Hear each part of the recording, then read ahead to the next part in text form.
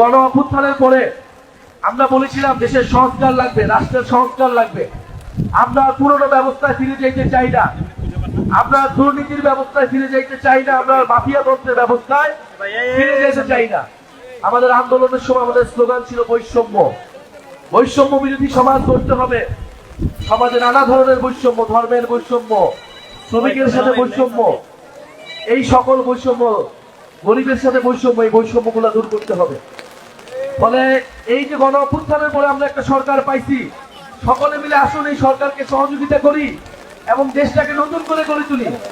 কিন্তু আমাদের সেই আহ্বানে সবাই সাড়া দেয় নাই।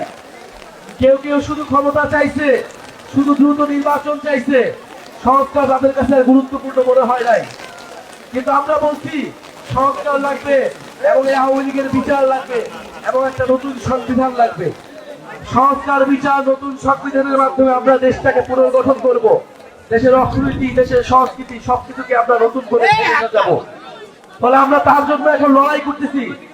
জুলাই গণ অভ্যুত্থানে হয়তো আমাদের সাথে অনেক দলমত ছিল, কিন্তু দেশের সংস্কারের পক্ষে আজকে যদি কেউ না থাকে, আমরা যে তরুণরা রাজপথে নেমেছিলাম, আমাদের আহ্বানে যারা আপনারা নেমেছিলেন, আমাদের আহ্বানে যারা এসে শহীদ হয়েছিলেন, তাদের প্রতি আমাদের দায়বদ্ধতা আছে।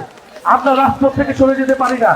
ঝড় বৃষ্টি যা কিছুই হোক না কেন, আমাদের রাজপথে আমাদের লড়াই চালিয়ে যেতে হবে।